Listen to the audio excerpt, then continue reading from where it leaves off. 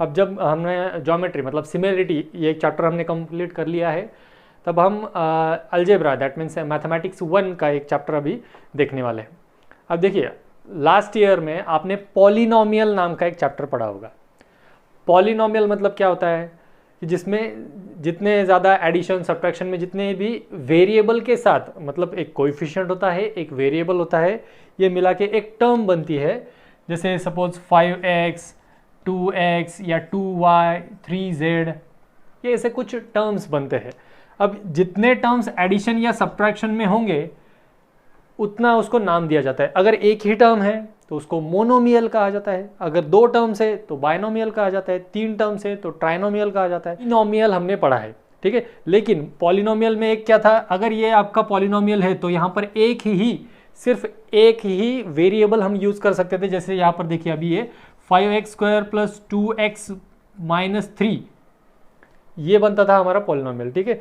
इसको quadratic equation भी बोलते हैं। तो यहाँ पर इसके एडिशन में यहाँ पर हम कुछ भी लिख सकते हैं, मतलब कुछ भी, मतलब ये x⁴, x⁴, x⁵, ठीक है। तो ये बन जाता है हमारा पॉलिनोमियल। अब बाइनोमियल मतलब उसमें सिर्फ 2 टर्म है, जैसे 4x + 3, 5y + 4 लाइक दैट, ठीक है। सो ये बाइनोमियल, पॉलिनोमियल, इसका एक एक्सटेंडेड वर्जन है हमारा लीनियर इक्वेशंस। अब ये लीनियर इक्वेशन ये जो है, ये इसका जो अब हम जनरल फॉर्म देखने वाले हैं, लीनियर इक्वेशन का जनरल फॉर्म है, ठीक है। वो जनरल फॉर्म हमें लीनियर इक्वेशन इन 2 वेरिएबल यहाँ पर भी पढ़ना है। फिर स्ट्रेट लाइन बोल के एक चैप्टर है आपको 11th स्टैंडर्ड में, स्ट्रेट लाइन बोल के एक चैप्टर है 11th स्टैंडर्ड में। वो 11th स्टैंडर्ड में भी सेम फॉर्मूला हमें यूज करना है जो अब मैं आपको बताने जा रहा हूँ। वो फॉर्मूला है हमारे पास ax + by + c = 0। ये एक फॉर्मूला है, this is nothing but the linear equation in 2 variable. अब यहां पर देखिए, ये जो 5x 2y 3z ये जो कुछ भी मैंने बताया आपको, ये 5x इसमें एक कांस्टेंट है, एक वेरिएबल है। कांस्टेंट जो यहां पर नंबर है उसको कहा जाता है कोएफिशिएंट ऑफ वेरिएबल। क्या कहा जाता है उसको? कोएफिशिएंट ऑफ वेरिएबल, ठीक है। सो ये 5 2 ये -3 ये क्या है? These are nothing but the coefficients of variables, ठीक है। और कौन कौन से वेरिएबल्स यहां पर यूज किए गए हैं? तो x y and z। So x y z ये यहां पर वेरिएबल्स है और 5 2 -3 यहां पर उसके कोएफिशिएंट्स है, ठीक है। सो अब हमें क्या करना है? अब हमें पढ़ना है लीनियर इक्वेशन इन 2 वेरिएबल्स। हमने लीनियर इक्वेशन इन 1 वेरिएबल देखा है, ठीक है। अब यहां पर लीनियर इक्वेशन इस चैप्टर में एक्चुअली हमें 3 ही कंसेप्ट है, लेकिन उसमें भी सब पार्ट बहुत है, तो वो हमें पढ़ने हैं। लेकिन क्या क्या पढ़ना है वो एक इंट्रोडक्शन शॉर्ट में हम देखते हैं। इस चैप्टर में हमें क्या क्या पढ़ना है? Methods of solving linear equations in 2 variable. ऐसे कितने मेथड्स हमारे पास है जिनसे हम linear equation in 2 variable solve कर सकते हैं? तो ऐसे हमारे पास 2 मेथड्स है। एक मेथड है ग्राफिकल मेथड। ग्राफिकल मेथड मतलब हमारा जो ग्राफ पेपर होता है, उस ग्राफ पेपर पे हम कुछ x axis y axis plot करते हैं, कुछ पॉइंट्स वहां पर लेते हैं और वो पॉइंट्स को प्लॉट करने के बाद जो इक्वेशन हमें दिया गया है, उस इक्वेशन में वो पॉइंट्स के एक्स के वैल्यू हो सकते हैं, वो वाई के वैल्यूज हो सकते हैं। वो वैल्यूज पुटअप करने के बाद हम एक टेबल क्रिएट करते हैं और with the help of that table हम एक डायग्राम मतलब एक ग्राफ ड्रॉ करते हैं, एक लाइन ड्रॉ करते हैं, जिससे हमें हमारा सोल्यूशन मिलता है। So that is nothing but the method of solving linear equation which is nothing but graphical method, ठीक है। सो ग्राफ पेपर से या with the help of graphical notations हम उसको सॉल्व कर सकते हैं। उस मेथड को कहा जाता है ग्राफिकल मेथड, ठीक है। और दूसरा है क्रैमर्स रूल या क्रैमर्स मेथड। अब ये क्रैमर्स रूल और क्रैमर्स मेथड जो है, यही मेथड आपको अगले साल मतलब 11th में डिटर्मिनेंट एंड मैट्रिसेस नाम का एक चैप्टर है उसमें है। फिर 12th में भी डिटर्मिनेंट एंड मैट्रिसेस नाम का एक चैप्टर है वहां पर भी, और 12th में ही लीनियर प्रोग्रामिंग नाम का एक चैप्टर है वहां पर यूज होता है। मतलब देखिए, ये एक छोटा सा कंसेप्ट है क्रैमर्स रूल, जो हमें अब आज 10th में अभी पढ़ना है। आज मतलब इसका जैसे ही आगे बढ़ेगा तो वो हमें पढ़ना है। वो कहाँ कहाँ पर यूज होता है? मिनिमम 3 चैप्टर्स में वो यूज होता है, ठीक है, 11th 12th के। तो यहाँ पर ये क्रैमर्स रूल ये समझ लेना आपको बहुत इंपॉर्टेंट है। यहाँ पर ये ग्राफिकल मेथड, इसको भी अंडरस्टैंडिंग करना बहुत इंपॉर्टेंट है, क्योंकि मैंने जो लीनियर प्रोग्रामिंग नाम लिया चैप्टर का, वो 12th का चैप्टर है और उसको ग्राफिकली सॉल्व करना पड़ता है। डिटर्मिनेंट मैट्रिसेस जो है उसको क्रैमर्स रूल आपको मतलब इसका रूल क्या है वो रूल ही याद रखना है, ठीक है, मतलब 11th-12th के लिए। अभी तो आपको पूरा पढ़ना पड़ेगा ये, ओके। फिर पढ़ना है हमें equations that can be transformed in linear equation in 2 variable. ऐसे इक्वेशंस हमें देखने हैं यहाँ पर जिनको हम, जो शायद लीनियर इक्वेशन इन 2 वेरिएबल ना हो लेकिन हम उनको कन्वर्ट कर सके उस फॉर्मेट में, ठीक है, उस फॉर्मेट में हमें उनको कन्वर्ट करना है। उस टाइप के इक्वेशंस हमें यहाँ पर देखने हैं कि equations that can be transform मतलब ऐसे कुछ इक्वेशंस जिनको हम लीनियर इक्वेशन इन 2 वेरिएबल में कन्वर्ट कर सके। और lastly application of simultaneous equations.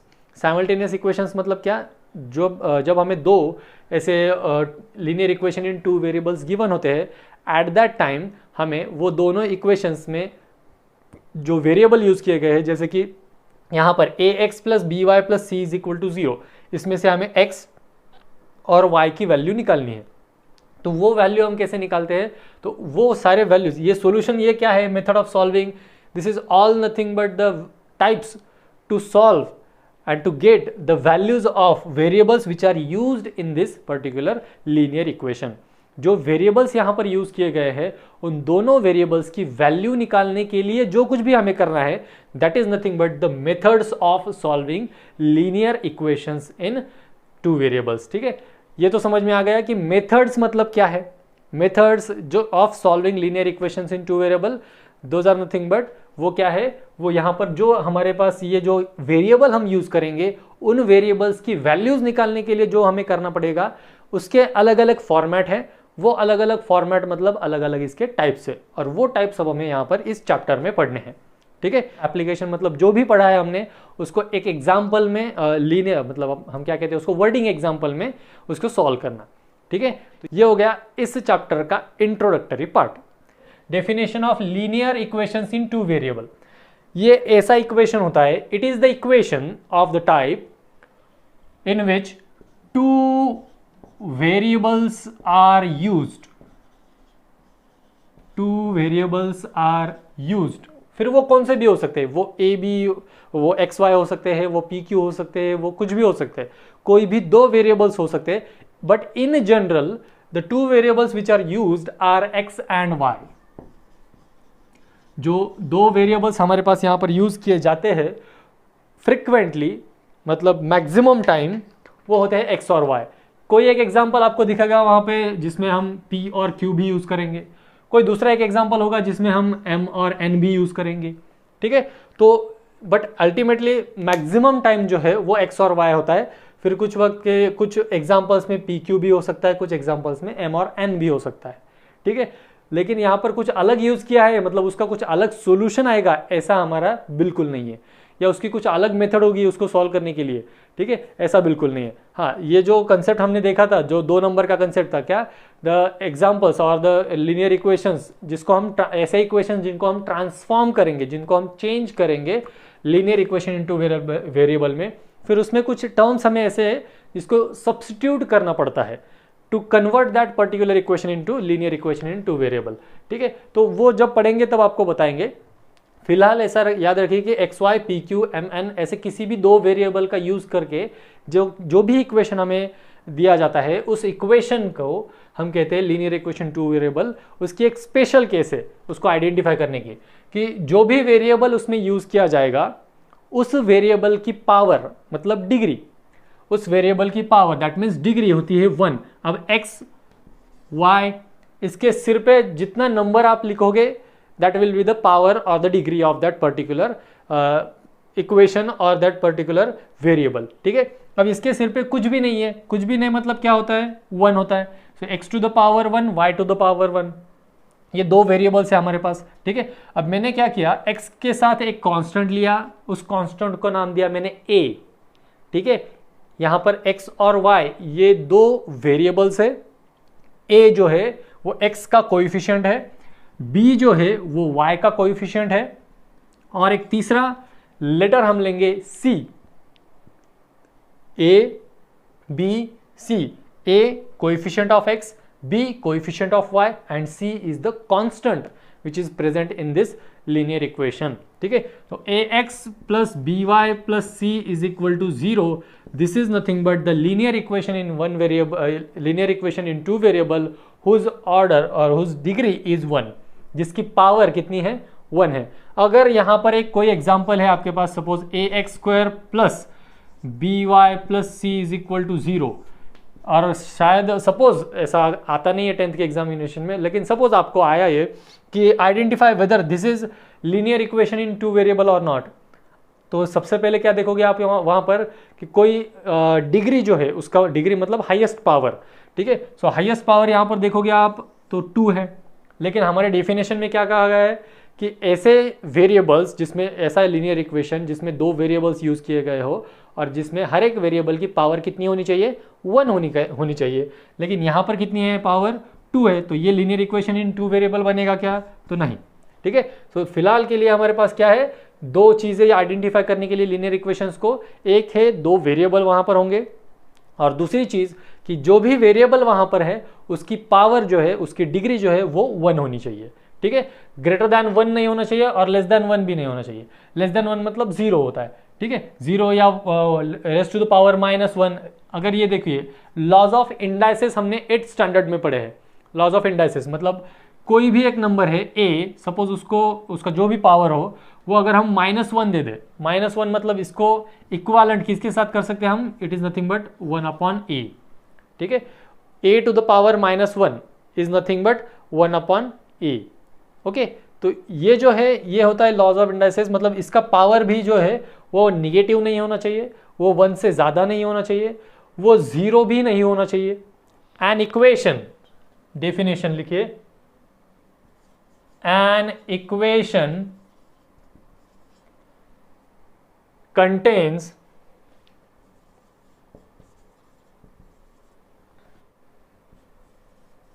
two variables, an equation contains 2 variables and each having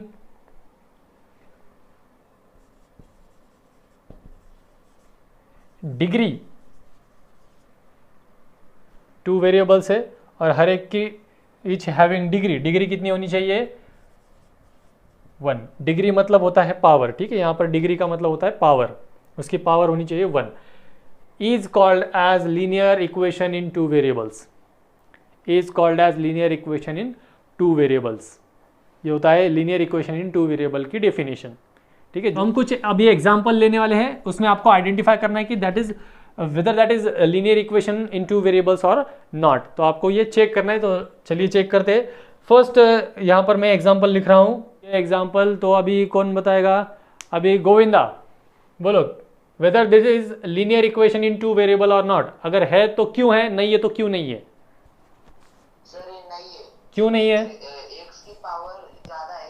yes, x की पावर 2 है यहाँ पर, और हमने पढ़ा है कि यहाँ पर x और y जो 2 वेरिएबल यूज किए जाते हैं उनकी पावर है हमारे पास होनी चाहिए थी 1, लेकिन यहाँ पर यहाँ x की पावर 2 है, इसकी वजह से ये लीनियर इक्वेशन इन 2 वेरिएबल्स नहीं है। चलो नेक्स्ट देखेंगे अभी।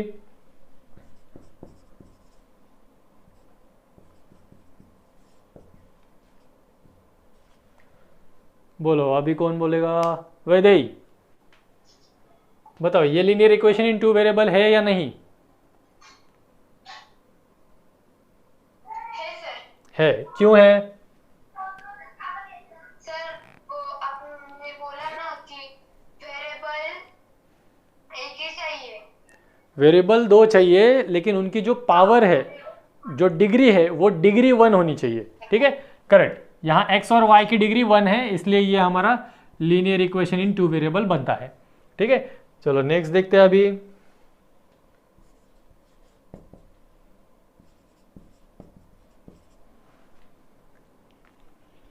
तन्मय,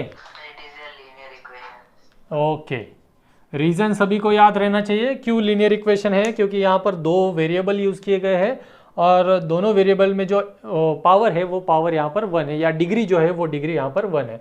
चलो नेक्स्ट देखते हैं अभी।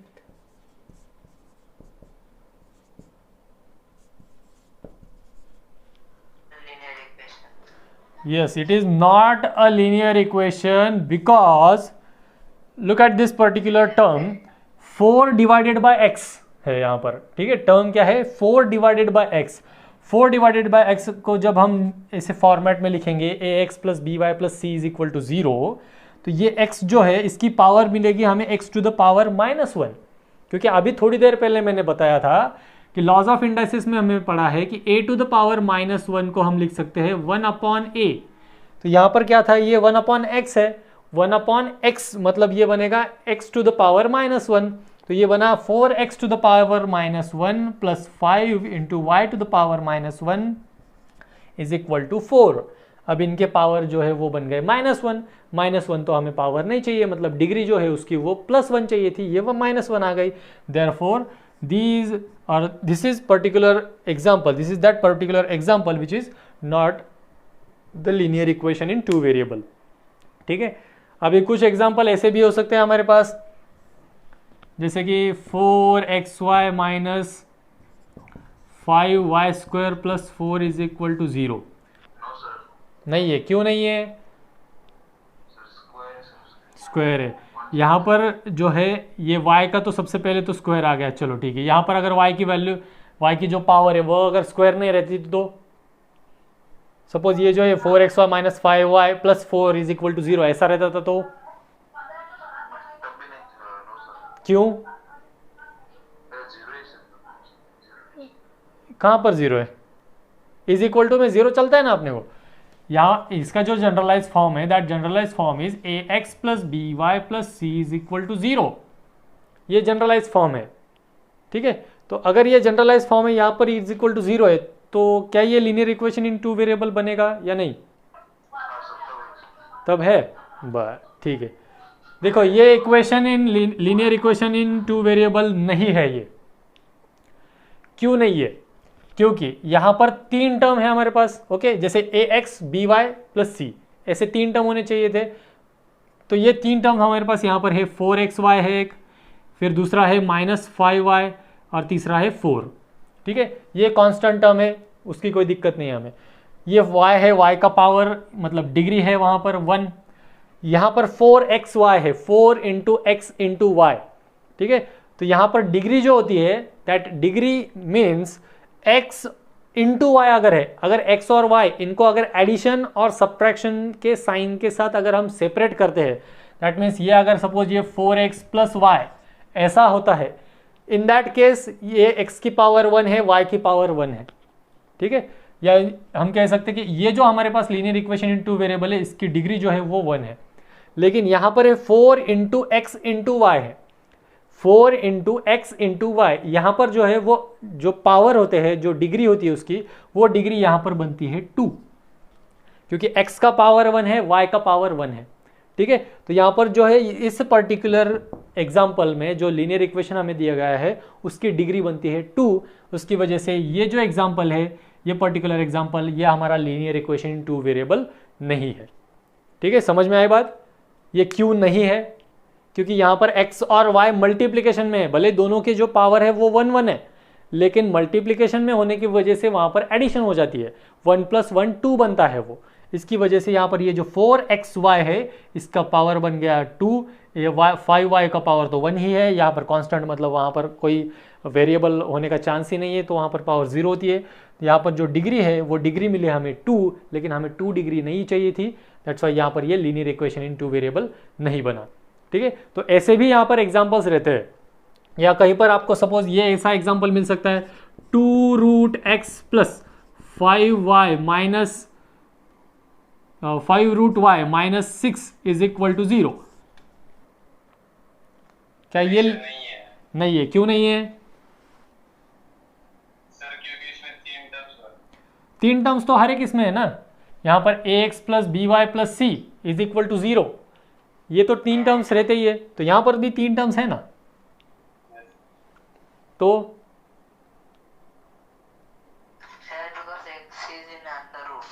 x is in under root, correct, very good.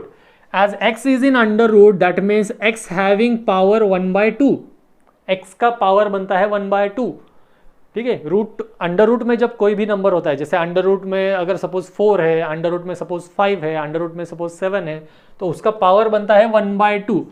तो 1/2 पावर मतलब उसकी जो डिग्री है वो डिग्री बनी 1/2, और डिग्री हमें 1/2 चाहिए थी क्या? नहीं, डिग्री हमें चाहिए थी 1 ओनली। ठीक है, तो यहाँ पर डिग्री जो है वो डिग्री 1/2 होने की वजह से ये भी हमारा लीनियर इक्वेशन इन 2 वेरिएबल नहीं है। अब देखो इसमें से जो भी हमने यस कहा है उसको मैं कैसे लिखता हूँ। देखिए ये सबसे पहले जो एग्जाम्पल हमने सॉल्व किया था, √2x minus 5y is equal to 16। अब इसको मैं कैसे लिखता हूँ, √2x minus √5y minus 16 is equal to 0। कुछ चेंजेस किए हमने इसमें, सिर्फ ये जो प्लस 16 था उसको हमने लेफ्ट हैंड साइड में लिखा। वैसे ही जैसे ये 4m plus 3n minus 12 is equal to 0, ये भी हमारा लीनियर इक्वेशन बन गया। मतलब यहाँ पर क्या है, अगर 2-3 टर्म्स भी यहाँ पर रहते हैं, 2 टर्म्स कौन से होने चाहिए, ax प्लस by। अगर यहाँ पर ax plus by is equal to 0 रहता है, फिर भी ये जो है ये लीनियर इक्वेशन इन 2 वेरिएबल्स बनता है। ठीक है, ax plus by, that means सिर्फ अगर सपोज हमारे पास ऐसा है 4x minus 3y is equal to 0, yes it is linear equation in 2 variable. यहाँ पर देखिए इसकी पावर देखिए, यहाँ पर इसकी डिग्री चेक कीजिए, डिग्री 1 है। ठीक है, भले 3 टर्म्स प्रेजेंट ना हो लेकिन यहाँ पर डिग्री 1 है, इसलिए हम यहाँ पर कहेंगे कि ये भी हमारा लीनियर इक्वेशन इन 2 वेरिएबल्स है, क्योंकि यहाँ पर सिर्फ क्या है, इसके साथ कंपेयर करेंगे हम। ये देखो ये 4x माइनस 3y कुछ भी नहीं है, मतलब वहाँ पर 0 होता है। ठीक है, तो अगर ये c की वैल्यू यहाँ पर नहीं है तो प्लस 0 इज इक्वल टू 0 ऐसा लिख सकते हैं ना, 4x minus 3y plus 0 is equal to 0 ऐसा भी लिख सकते हैं हम। ठीक है, तो कोई दिक्कत भरा काम नहीं है यहाँ पर, ऐसा भी अगर कोई टर्म है तो उसको भी हम लीनियर इक्वेशन इन 2 वेरिएबल्स कहते हैं। ठीक है, तो ये हो गया हमारा आज का इसका इंट्रोडक्टरी पार्ट, जिसका जनरल फॉर्म कौन सा होता है। जनरल फॉर्म मतलब जैसे कि हर एक नंबर का जनरल फॉर्म होता है। ठीक है, किसी भी चीज़ का जनरल फॉर्म होता है। ठीक है, जैसे हम फॉर्मूला देखते हैं, a plus b whole square is equal to a square plus 2ab plus b square. This is nothing but general form for addition of 2 quantities and their square. 2 quantity की addition करो और उसका अगर square करना चाहो तो ये formula हम यूज करते हैं, a plus b whole square. वैसा ही अगर हमें linear equations in 2 variable identify करना है या कंसिडर करना है तो उसका ये जनरल फॉर्म है ax plus by plus c is equal to 0। ठीक है, जिसमें से x की वैल्यू x और y जो है वो वेरिएबल होते हैं। a is called as coefficient of x, a को क्या कहते हैं हम, coefficient, COEFFICIENT, coefficient of x। a is nothing but coefficient of x, b is coefficient of y and c is called as constant value। अब ये constant मतलब क्या है, यहाँ पर ये देखो ये 16, ये 13, यहाँ पर ये 12, ये 4। अभी आप फिलहाल ये इक्वेशन नहीं है, लेकिन इन केस अगर ये इक्वेशन होता था तो ये 4 भी यहाँ पर कांस्टेंट बनता था। ठीक है, यहाँ पर ये 0, ये कांस्टेंट वैल्यूज है, इनको कांस्टेंट कहा जाता है। कांस्टेंट मतलब कैसे values which do not change.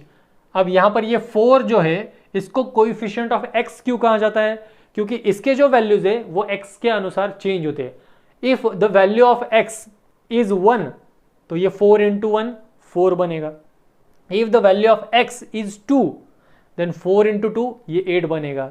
If the value of x is half that is 1/2 ये 4 की वैल्यू 2 बनेगी।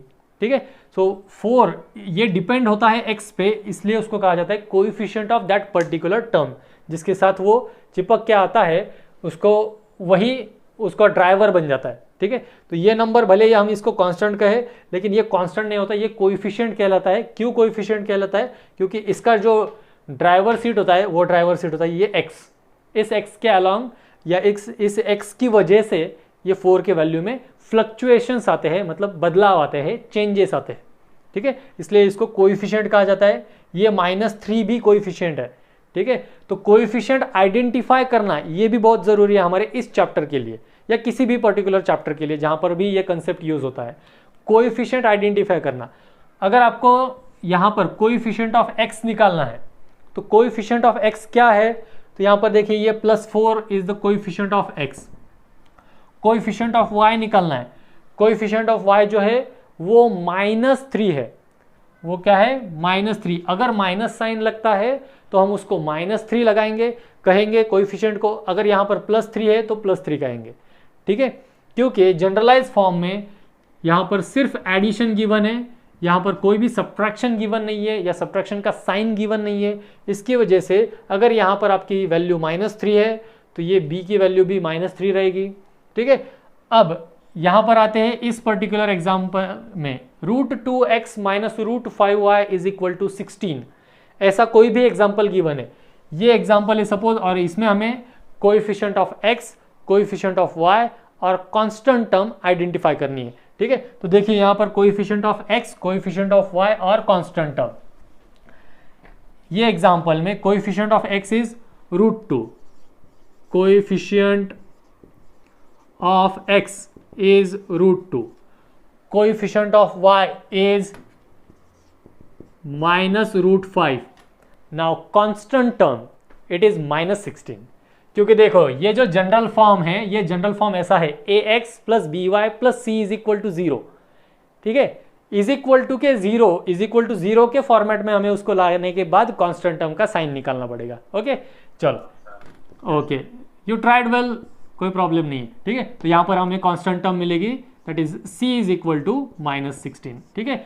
ये होता है जनरल फॉर्म, ये है ax + by + c = 0। तो उसमें जो कोएफिशिएंट ऑफ x, जिसे हम क्या कहेंगे, a having value √2, b having value -√5 while c having value -16। तो ये आइडेंटिफाई करना हमें बहुत ज़रूरी है, क्योंकि जो क्रैमर्स रूल हम पढ़ेंगे उस क्रैमर्स रूल में हमें ये a, b और c इसके वैल्यू बहुत मायने रखते हैं। अगर आप यहाँ पर 16 की जगह -16 की जगह पे 16 लिखोगे तो जो आंसर आपका -2 आने वाला था वो +2 आ जाएगा, या जो +2 आने वाला था वो -2 आ जाएगा। अगर साइन में भी डिफरेंस आता है तो पूरा का पूरा सॉल्यूशन रॉन्ग हो जाता है, ठीक है।